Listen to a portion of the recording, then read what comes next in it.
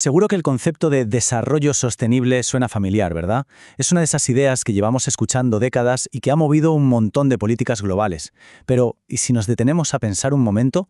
¿Y si esa idea que viene del norte global en realidad no es la solución, sino parte del problema? Bueno, pues justo de eso vamos a hablar. Vamos a meternos de lleno en una crítica muy potente y en una propuesta de cambio que nace precisamente desde nuestra perspectiva, desde América Latina. Ahí está. Esa es la definición de manual, la que nos han repetido hasta el cansancio desde los años 80. Y a ver, suena bien, ¿no? Satisface las necesidades del presente sin comprometer el futuro. Intachable.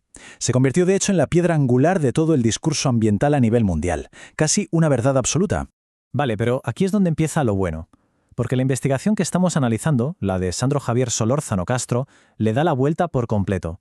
Sostiene que este modelo, tan bien intencionado en apariencia, es en realidad una herramienta, y ojo con la palabra que usa, nefasta del sistema capitalista, que no está ahí para salvar el planeta, sino para mantener un cierto orden económico.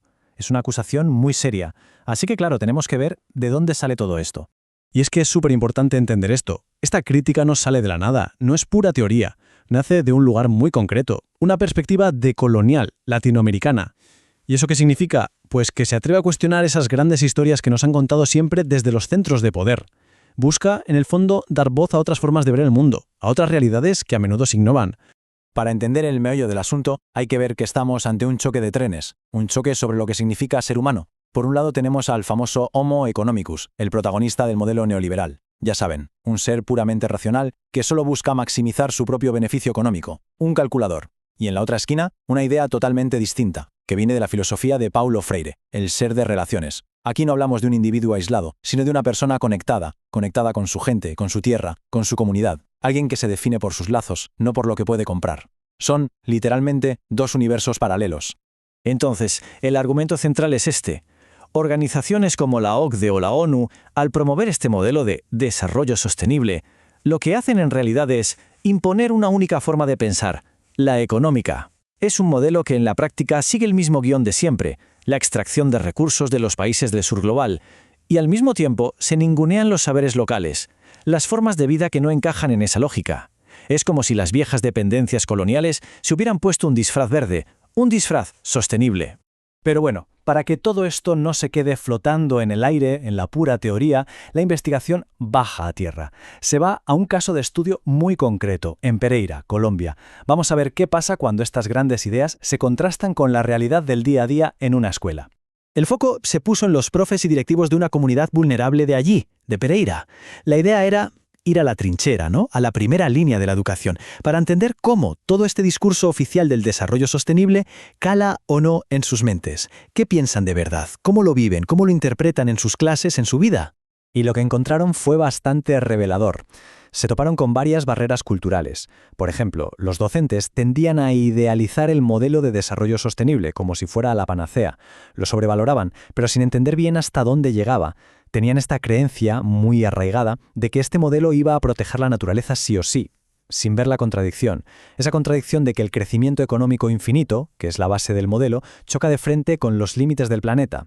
Pero no era solo un tema cultural, también se detectaron barreras políticas. Había un desconocimiento generalizado de la legislación ambiental, de las leyes que ya existen, y además una tendencia a interpretar el modelo de desarrollo de una forma muy cómoda, una que no cuestionaba para nada el sistema económico y social actual, un poco como para no meterse en líos.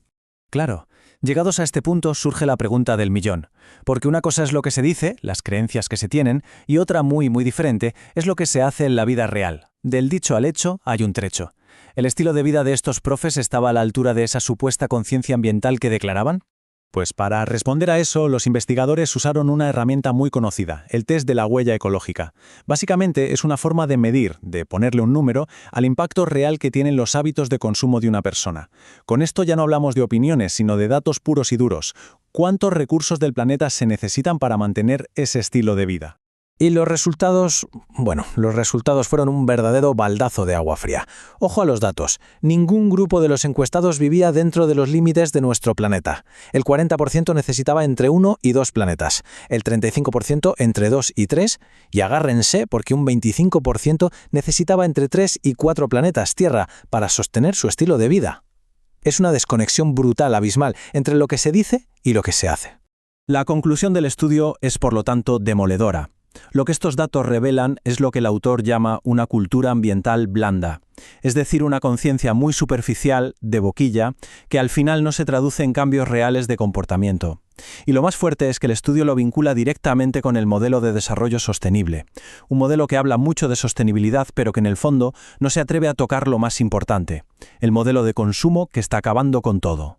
Pero a ver, no todo es crítica. La investigación no se queda solo en señalar el problema, que ya es bastante. También propone una salida, una alternativa. Y aquí es donde el panorama cambia. Y pasamos a hablar de la solución, la propuesta de una escuela sustentable. Y aquí hay un giro conceptual muy interesante. La propuesta es quitarle el apellido desarrollo a lo sustentable y ponerle otro. La clave está en la propia definición de la palabra sustentar, algo que se puede sostener, que se puede defender con razones. Con razones.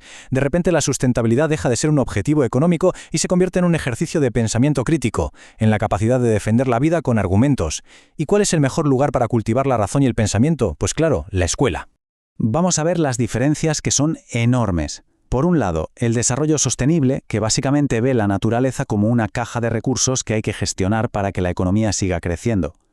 Una visión totalmente centrada en el ser humano. La escuela sustentable, por otro lado, le da la vuelta. Busca la armonía con la naturaleza, no su explotación. Su meta no es el crecimiento económico, sino el pensamiento crítico. Y su base no es solo la ciencia occidental, sino una filosofía que nos ve como parte de un todo, valorando los saberes ancestrales y esa interconexión que hemos olvidado.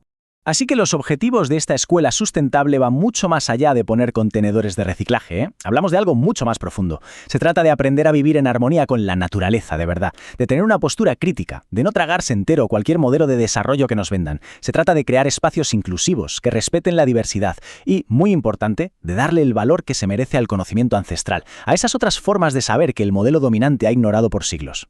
Y con esto llegamos al final, a la gran reflexión que nos deja este análisis, una que pone el foco en el papel increíblemente importante que tiene la educación si de verdad queremos construir un futuro distinto.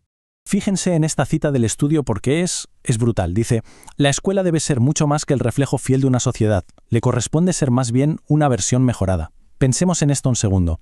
La escuela no puede ser solo un espejo de lo que ya hay afuera, con todos sus problemas. No, su misión es ser una versión mejorada. No está para repetir el sistema, sino para transformarlo, para imaginar y empezar a construir una sociedad mejor. Es un motor de cambio, no un simple reflejo. Así que cerramos con esa pregunta en el aire. ¿La escuela debería ser un reflejo de la sociedad o su versión mejorada? La respuesta que demos a esta pregunta define en gran medida el futuro que tendremos.